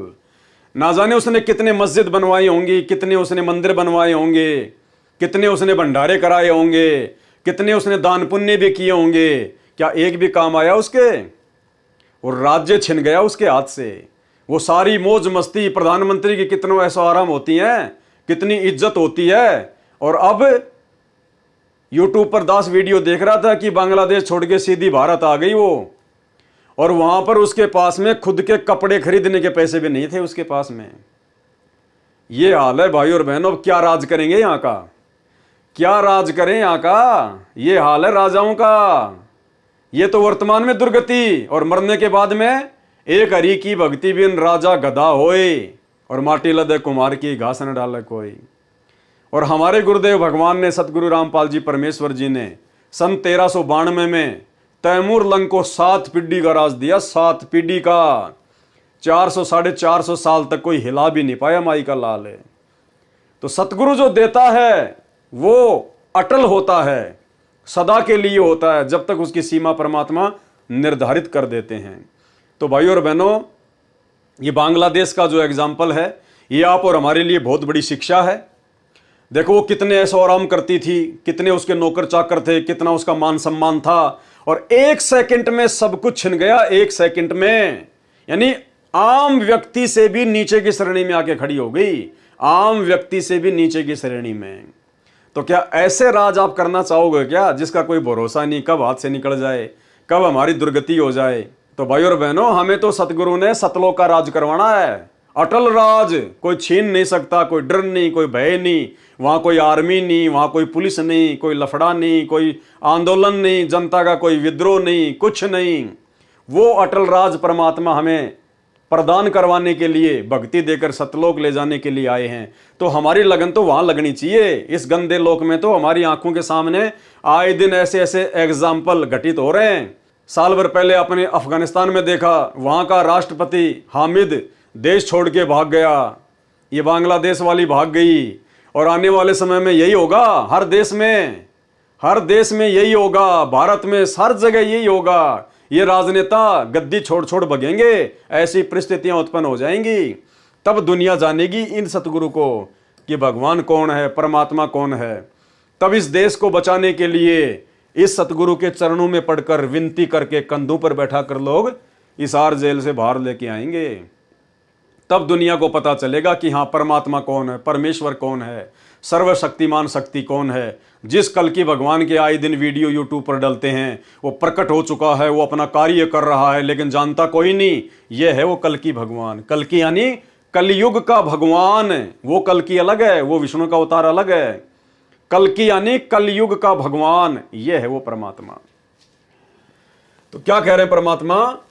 भारतवर्ष की राजधानी दिल्ली के तख्त अर्थात गद्दी सिंहासन पर बैठेगा। उसके सिर पर पुराने राजा महाराजाओं की तरह छत्र फिरेगा, अर्थात छत्र से शोभा की जाएगी। मैयल अर्थात माहिर अर्थात राजकाज में निपुण, राजबाला अर्थात राजा बनने वाले व्यक्ति को सतगुरु दिखाएगा। यह गुप्त खेल संकेत से कहा है। उस महापुरुष के प्रकट होने के पश्चात, उस सतगुरु के प्रकट होने के पश्चात, कौन से सतगुरु के प्रकट होने के पश्चात? जिसके विषय में गरीबदास जी कह रहे हैं सतगुरु दिल्ली मंडल आईसी, सतगुरु रामपाल जी परमेश्वर जी के प्रकट होने के पश्चात सब फोकट अर्थात व्यर्थ फैन अर्थात महिमा किसी अन्य की बताई है, वह भंजन यानी समाप्त हो जाएगी। यह आपके मोदी मादी, अमित शाह वगैरह, ये राजनीतिक पार्टी वाले नेता, इन सब की महिमा खाक में मिल जाएगी, समाप्त हो जाएगी। केवल यही परमात्मा एकमात्र रहेगा। वाणी आवेगा दक्खन से दीवाना, काबुल का काल किलकिलियम गल है तुर्काना। यह भविष्यवाणी है। ये क्या है? भविष्यवाणी बताई परमात्मा ने ये। और परमात्मा की भविष्यवाणी तो भाई और बहनों कभी फैल हो ही नहीं सकती। सात वचन पलटे नहीं, चाहे पलट जाए ब्रह्मांड। तो गरीबदास जी ने भविष्यवाणी बता दी तीसरे विश्व युद्ध की शुरुआत कहां से होगी और कैसे जितने भी मुस्लिम देश हैं वो आपस में लड़ झगड़ कर कट कट कर मरेंगे आने वाले समय में। ये अटल भविष्यवाणी है। ये किसी नास्ट्रेडमस की भविष्यवाणी नहीं है, बाबा वेंगा की भविष्यवाणी नहीं है जो फैल हो जाएगी। ये सर्व सृष्टि के रचनहार गरीबदास जी महाराज जी, जो कि स्वयं कबीर परमात्मा थे, या कह लीजिए स्वयं सतगुरु रामपाल जी भगवान, जो 300 साल पहले गरीबदास जी के रूप में आए थे, ये उस पूर्ण परमेश्वर की भविष्यवाणी है, अल्लाह अकबर की भविष्यवाणी है। आवेगा दक्खन से दीवाना, काबुल का काल किलकिलियम गल है तुर्काना। यह भविष्यवाणी है। इसमें बताया है कि दक्खन अर्थात दक्षिण का दीवाना शब्द है। इसका संपर्क भारत देश के दक्षिण दिशा से नहीं है। यदि कोई अंदाजा आइडिया लगाए कि कोई भारत के दक्षिणी हिस्से गुजरात से नेता आएगा। अब देखिए भाई और बहनों, यहां पर सीधे तौर पर सतगुरु रामपाल जी परमेश्वर जी ने गुजरात शब्द लिखकर कि कोई भारत के दक्षिणी हिस्से गुजरात से नेता आएगा, क्योंकि मालिक ने 2013 में यह शरणार्थ किया, 14 में नरेंद्र मोदी भारत का पीएम बन गया था। तो परमेश्वर तो अंतर्यामी है, गुरुदेव भगवान, इनको तो सब कुछ पता था कि भाई कौन बनेगा, क्या होगा, वो कितने दिन रहेगा। तो गुरुदेव को पता था कि इस नरेंद्र मोदी की फोकट की महिमा बनेगी। लोग मतलब हिंदू राष्ट्र के नाम पर भारत को ये विश्व गुरु बनाएगा, ये करेगा, वो करेगा। तो परमात्मा ने कहा कि इसका मतलब ये मत निकाल लेना कि भारत देश के दक्षिणी हिस्से गुजरात से कोई नेता आएगा और वो नेता जो है वो काबुल में जाकर वहां पर जो है ऐसा ऐसा वो करेगा। क्या कह रहे हैं गुरुदेव? इसमें बताया है कि दक्षिण अर्थात दक्षिण का दीवाना शब्द है। आवेगा दक्षिण से दीवाना यानी दक्षिण का दीवाना। इसका संपर्क भारत देश के दक्षिणी दिशा से नहीं है। यदि कोई अंदाजा आइडिया लगाए कि कोई भारत के दक्षिणी हिस्से गुजरात से नेता आएगा, वह काबुल का नाश करेगा, यह उचित नहीं है, क्योंकि एक व्यक्ति काबुल देश में जाकर उसका नाश नहीं कर सकता। तो फिर क्या है इसका वास्तव में मतलब? इसका अर्थ यह है कि जैसे भारतवर्ष पूर्वी देशों में है, यानी जो विश्व का मानचित्र है उसमें हमारा भारत देश जो है वो पूर्वी दिशा में है। इसका अर्थ यह है कि जैसे भारत देश पूर्वी देशों में है तथा अमेरिका, इंग्लैंड आदि पश्चिमी देशों में है, इसी प्रकार कुछ उत्तरी देश हैं, कुछ दक्षिणी देश हैं। यहां पर दक्षिणी देश का वर्णन है, यानी जो देश विश्व के मानचित्र में दक्षिण दिशा में होगा, कि कोई दक्षिणी देश काबुल देश पर आक्रमण करेगा। यानी विश्व के मानचित्र में जितने भी देश दक्षिण दिशा में है उनमें से एक देश क्या करेगा? अफगानिस्तान की राजधानी काबुल के ऊपर आक्रमण करेगा। काबुल मुस्लिम देश है, उसकी सहायता के लिए दूसरे मुस्लिम देश मिलकर उस दक्षिण वाले देश के साथ में युद्ध करेंगे। इस प्रकार गल है तुर्काना अर्थात तुर्कों अर्थात मुसलमान देश गलेगा अर्थात विनाश को प्राप्त हो जाएगा। काबुल का काल किल किलियम गल है तुर्काना। इस प्रकार से तीसरे विश्व युद्ध की शुरुआत होगी और इस प्रकार से सारे मुस्लिम देश आपस में लड़ झगड़ कर आपस में कट कट के मरेंगे। वाणी किल किलियम अवतार कला जीतन जंग झुंझुमला, ऐसा पुरुष आया कहता है गरीबदास, दिल्ली मंडल होय विलास नी कलंक राय। ये उसी भगवान विष्णु के 10वें अवतार नी कलंक के बारे में बताया गया है। कलयुग के अंत में नी कलंक अर्थात कल्कि नाम से 10वां अवतार आएगा। किल किलियम अवतार कला यानी विष्णु का अवतार आएगा। और जीतन जंग झुंझुमला, गुस्से में आकर जंग जीतेगा, लोगों को मारेगा काटेगा। वह संबल नगरी में विष्णुदत्त शर्मा के घर जन्म लेगा, दिल्ली का राजा बनेगा तथा कृतघ्नी व्यक्तियों को मारेगा। जिन व्यक्तियों की भक्ति में रुचि नहीं होगी उनको मारेगा, अच्छे नेक व्यक्तियों को नैतिकता सिखाएगा। यह ज्ञान संत गरीबदास जी ने बताया है। अब ये लास्ट की कुछ वाणियां हैं। असुर निकंदन रमैणी का सरलार संपूर्ण हुआ। रक्षा मंत्र का सरलार्थ है। रक्षा मंत्र सतगुरु शरण शरणाई, शरण गए कछु भय नहीं व्यापे, काल जाल भय मिट जाई। यानी सतगुरु की शरण में आने के बाद में कुछ भी भय नहीं रहता, कोई डर नहीं रहता। सतगुरु की शरण में आने के बाद सतगुरु अपने भगत को निर्भय बना देता है, क्योंकि भगत हर प्रकार की बुराइयां छोड़ देता है, विषय विकार छोड़ देता है, व्यर्थ में किसी के साथ में राग द्वेष ईर्ष्या लड़ाई झगड़ा सब छोड़ देता है। नेक नीति ईमानदारी से अपना काम करता है, किसी को ठगता नहीं, किसी को लूटता नहीं, चोरी नहीं करता, गंदी नजर नहीं रखता। और परमात्मा की भक्ति करेगा तो परमात्मा उसके साथ में रहेगा, तो फिर डर काहे का, भय काहे का। तो कहते हैं सतगुरु शरण शरणाई, सतगुरु की शरण में आने के बाद शरण गहे कछु भय नहीं व्यापे। शरण में आने के बाद में बिल्कुल भी भय नहीं होता भगत को। ना तो जन्म और मृत्यु का भय होता, ना इस काल का भय होता, ना काल की किसी भी शक्ति भैरव भूत बेताल आदि से वो डरता है। काल जाल भय मिट जाही, काल का सारा षड्यंत्र जो है फैल हो जाएगा, मिट जाएगा।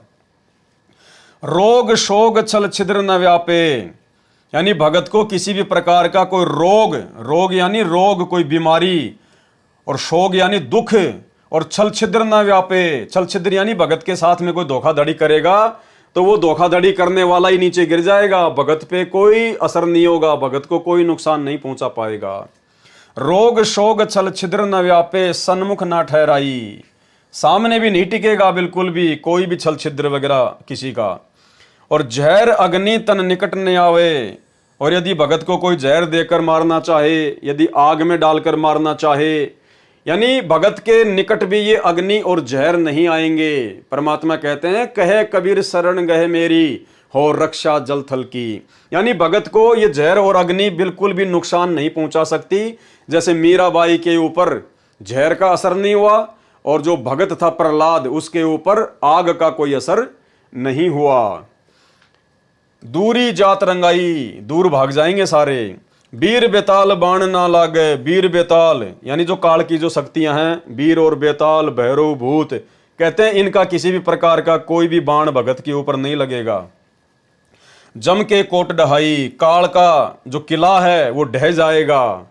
98 पुण्य मूठ ना लागे, गुरुदेव ने बताया 98 प्रकार के जंत्र मंत्र होते हैं, वशीकरण होते हैं, जो भक्तिहीन प्राणियों को दुखी करने के लिए उनका इस्तेमाल किया जाता है। जैसे किसी ने कोई मूठ छोड़ दी, कोई वशीकरण कर दिया, कोई जंत्र मंत्र कर दिया, कोई गाल गाल दी, तो ये 98 प्रकार के जंत्र मंत्र बताए जिससे उन लोगों को दुखी किया जाता है जो लोग सही भक्ति नहीं करते हैं। तो कहते हैं भगत के ऊपर उनका कोई असर नहीं होगा।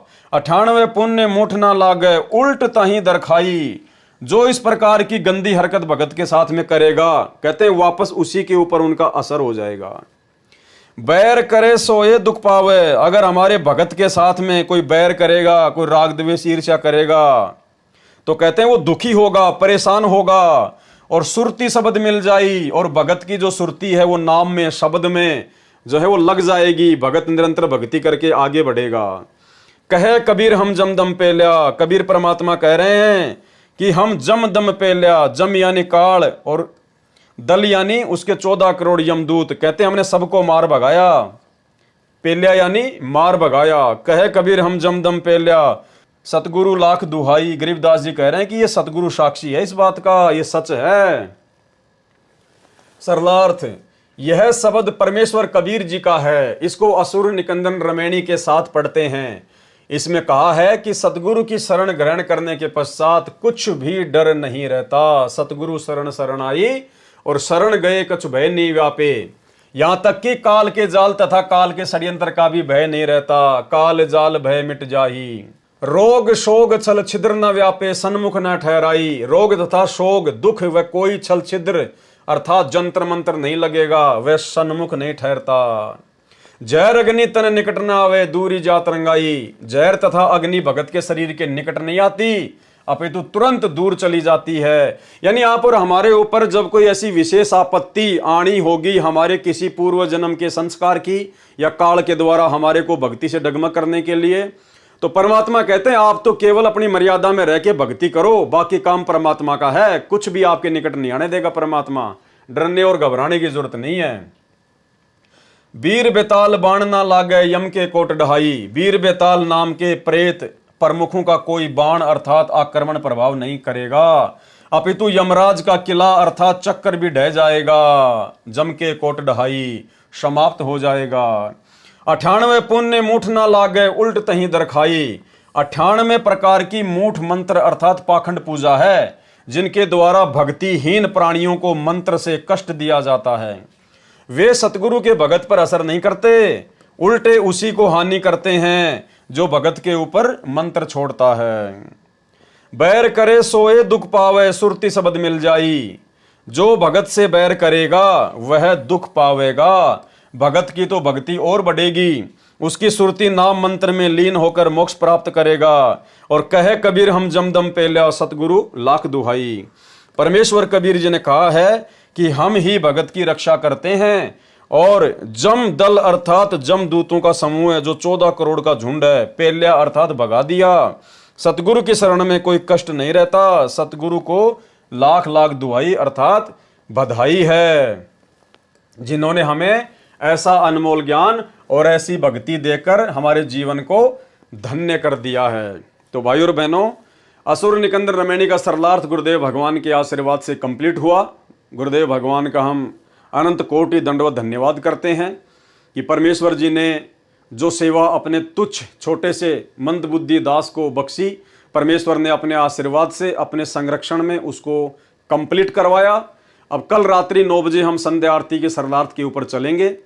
तो भाई और बहनों, ऐसा समर्थ गुरुदेव भगवान हमें प्राप्त है, और ये तमाम असुर निकंदन रमैणी का जो सरलार्थ है, इस सरलार्थ का केवल एक ही निष्कर्ष निकलता है कि 21 ब्रह्मांड केवल गुरुदेव भगवान सतगुरु रामपाल जी ने, कबीर परमात्मा ने इस काल को राज करने के लिए दिया हुआ है।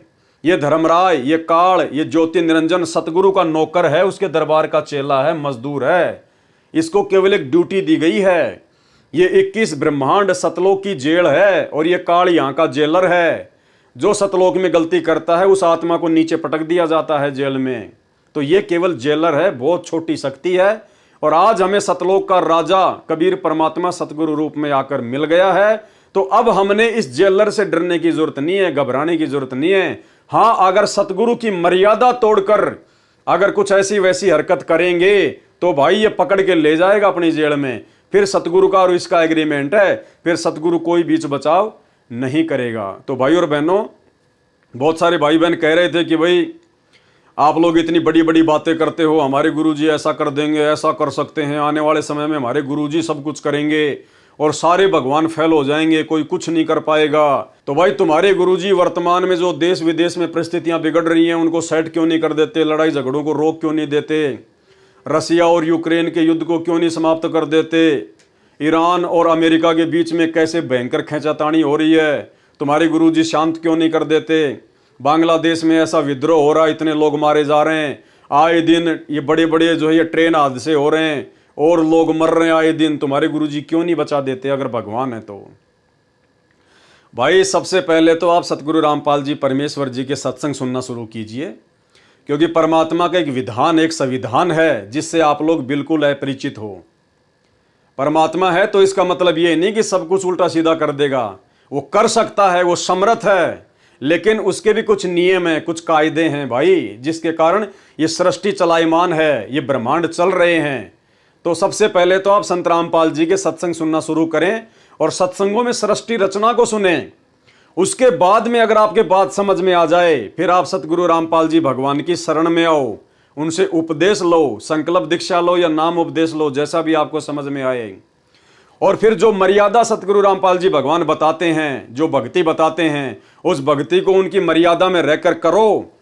उसके बाद में चाहे भाई पूरी दुनिया इधर की उधर क्यों ना हो जाए, चाहे पूरी दुनिया के देश आपस में लड़ झगड़ के क्यों ना खत्म होने की स्थिति में आ जाएं, जो सतगुरु का सच्चा भगत होगा, जो उपदेश लेने के बाद इनकी मर्यादा में रहकर भक्ति करेगा, जो संकल्प लेने के बाद इनकी मर्यादा में रह के भक्ति करेगा, उस भगत का चाहे कितना भयंकर युद्ध क्यों ना हो रहा हो, कहीं किसी देश में कितना भयंकर विद्रोह क्यों ना हो, चाहे अग्नि बाण क्यों ना छूट रहे हो, मिसाइलें क्यों ना गिर रही हो, परमाणु बम क्यों ना भगत के घर के सामने गिर जाए, लेकिन उस भगत का कोई बाल बाका नहीं कर सकता, बाल बाका।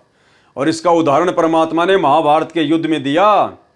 अग्नि बाण चल रहे थे, अस्त्र शस्त्र भयंकर, 18 करोड़ सेना आमने सामने, बड़े बड़े योद्धा कट कट के मर गए, जिनके आज नाम लिए जाते हैं। और टटीरी पक्षी के अंडों की परमात्मा ने इंद्र के हाथी का घंटा तोड़ के रक्षा कर दी, कोई बाल बाका नहीं कर पाया। पूरी 18 करोड़ सेना मर गई कट कट के, लेकिन वो 5 अंडे जो बताते हैं गुरुदेव भगवान, उन पे आंच भी नहीं आने दी परमात्मा ने। तो इसी प्रकार जो सतगुरु की शरण में आ जाएगा, सतगुरु रामपाल जी से विधिवत नाम दीक्षा ले लेगा, उनकी शरण में आकर मर्यादा में रहकर भक्ति करेगा, तो भाई आपके घर के सामने चाहे युद्ध क्यों ना हो, अग्निबाण क्यों ना गिरे, मिसाइल क्यों ना गिरे, परमाणु बम क्यों ना गिरे, भगत का बाल बाका नहीं हो सकता। चाहे अकाल पड़े, चाहे भूकंप आए, चाहे बाढ़ आए, चाहे दुनिया डूब जाए, भगत को परमात्मा ऐसे अपने हाथों पर रखेगा। एक समय गुरुदेव भगवान ने सत्संग में बताया कि काल ने कहा परमात्मा से कि धर अंबर सब जाएंगे और विनसेंगे कैलाश, और एकम एका होएगा। एकम एके का मतलब होता है सब कुछ तैस नैस हो जाना।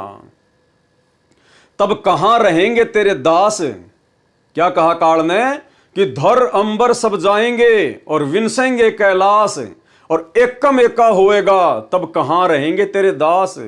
तब आपके ये भगत, आपके ये शिष्य और शिष्याएं, ये उस समय कहां जाएंगी, कहां रहेंगी, कौन इनकी रक्षा करेगा, जब मैं अपने किस ब्रह्मांड में सब कुछ तहस नहस करूंगा। तो गुरुदेव भगवान ने कहा कि धर अंबर सब जान दे और विनसन दे कैलाश, और एकम एका होण दे, मेरे आश्रय रहेंगे मेरे दास। जैसे पानी के ऊपर नौका चलती है, ऐसे मेरे भगत उन विकट परिस्थितियों में मेरी पलकों पे रहेंगे, मेरे हाथों के ऊपर रहेंगे, जैसे जहाज पानी के ऊपर रहती है। चाहे कितनी इलोरे मरती रहें, जहाज का कुछ नहीं बिगड़ता। परमात्मा से पूछा किसी ने कि धर अंबर सब जावेंगे और विनसेंगे कैलाश, एकम एका होएगा, तब कहां रहे तेरे दास। धरती अंबर जान दे और विनसन दे कैलाश, एकम एका होण दे, मेरे आश्रय रहे मेरे दास। कि मेरे भक्त मेरे द्वारा बताई गई इस विधि और इस धर्म पुण्य के जहाज में बैठ के और ऐसे रहेंगे जैसे नौका जल के ऊपर रहा करती है। ये धर्म के कारण ये विनाश में नहीं आएंगे, चाहे तीनों लोकों का विनाश बेशक हो जाए। तो भाई और बहनों, ऐसा समर्थ सतगुरु भगवान आज हमें प्राप्त है।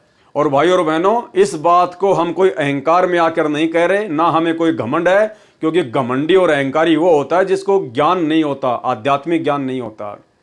बल्कि हमें फक्र है कि समर्थ सतगुरु की हम शरण में हैं, और आने वाले समय में देश विदेश सहित भारत में भी तांडव मचेगा। भविष्यवाणियां तो आप सबको पता ही है, नास्ट्राडामस की, बाबा वेंगा की या अन्य लोगों की।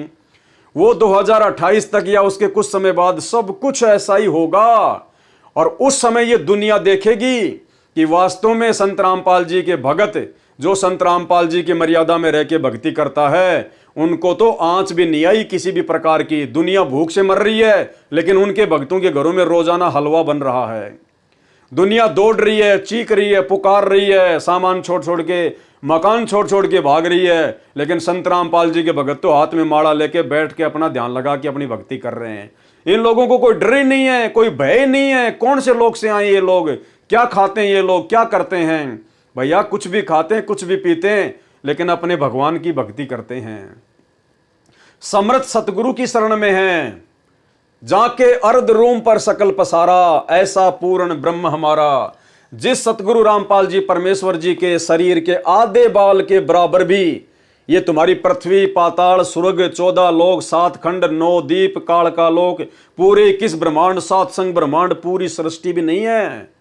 इतना विस्तार है इस सतगुरु का। गभी ख्याल विशाल सतगुरु, अचल दिगंबर थीर है। और भक्ति हेत अन्य कायाधर आए, ये अवगत सत्य कबीर हैं। तो भाई हमें ना तो किसी प्रकार का भय है, क्योंकि परमेश्वर की भक्ति तो भगत को निर्भय बनाती है।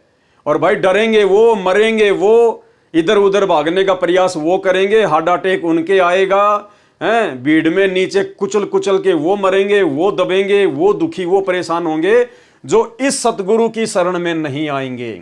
तो भाई विनती है, प्रार्थना है, दुनिया में चाहे कुछ भी हो और कुछ भी ना हो, ये दुनिया तो ऐसे मरती आई है, मरती रहेगी। अगर आपको अपनी सुरक्षा चाहिए, अपने परिवार की सुरक्षा चाहिए, तो संत रामपाल जी के शरण में आ जाओ। फिर चाहे बांग्लादेश हो, चाहे यूक्रेन हो, चाहे रसिया हो, चाहे ईरान हो, चाहे अमेरिका हो, चाहे काबुल हो, चाहे कुछ भी हो, आने वाले समय में जो होगा आप लोगों का बाढ़ बाका नहीं होगा, अगर विश्वास के साथ मर्यादा में रह के भक्ति करोगे तो भाई और बहनों, आज के वीडियो में केवल इतना ही। और गुरुदेव भगवान का बारंबार हम धन्यवाद करें कि परमेश्वर ने हमारे ऊपर, अरबों खरबों की जनसंख्या है इस दुनिया में, लेकिन आप और हमारे ऊपर गुरुदेव ने अपनी शरण में लेने की रजा तो बख्शी सो बख्शी। उनका अध्यात्म ज्ञान हमें जिस कदर समझ में आ गया है, साध संगत से जुड़े हुए भाई बहनों को, ये गुरुदेव भगवान की आप और हमारे ऊपर एक विशेष रजा है, एक विशेष विट्टो पावर है परमात्मा की। ये सतलोक आश्रम मैनेजमेंट हरियाणा से जुड़े हुए भाई बहनों को प्राप्त नहीं है। इसलिए भाई और बहनों, ये मौका दोबारा नहीं मिलेगा, बार बार नहीं मिलेगा। आप पूर्णतया अपने गुरुदेव भगवान पर आश्रित हो जाओ, पूर्णतया अपने गुरुदेव भगवान पर दृढ़ विश्वास कर लो। दुनिया मरे, जले, कटे, दौड़े, भागे, कुछ भी कहे, कहने दो, दुनिया का काम है, वो ऐसे कहती आई है। दुनिया को आगे पीछे का ज्ञान नहीं है, आगे पीछे का ज्ञान केवल गुरुदेव ने आप और हमारे को दिया है। क्योंकि परमात्मा कहते हैं, अगम निगम को खोज ले, बुद्धि विवेक विचार, और उदय अस्त का राज मिले, तो बिन नाम बेगार। तो गुरुदेव भगवान ने सारी की सारी मेहर, सारी की सारी रजा आप और हम सत्सेवकों के ऊपर जबरदस्त तरीके से लुटा दी है भाई और बहनों। तो अब हमने भी गुरुदेव भगवान की इस रजा का भरपूर लाभ उठाना है। इस राम नाम की लूट को जितना लूट सकें उतना लूट लें, बाद में मौका नहीं मिलेगा। फाइनल स्टेज है, सारी प्रोसीजर पार करके आ चुके हैं हम। तो भाई और बहनों, अब आगे मौका नहीं मिलेगा अगर पैर फिसल गया तो आज के वीडियो में केवल इतना ही। गुरुदेव भगवान से आशीर्वाद प्राप्त करते हैं, आज्ञा लेते हैं। कल रात्रि 9 बजे संध्या आरती से हम शुरुआत करेंगे। बंदी छोड़ सतगुरु रामपाल जी भगवान की जय हो।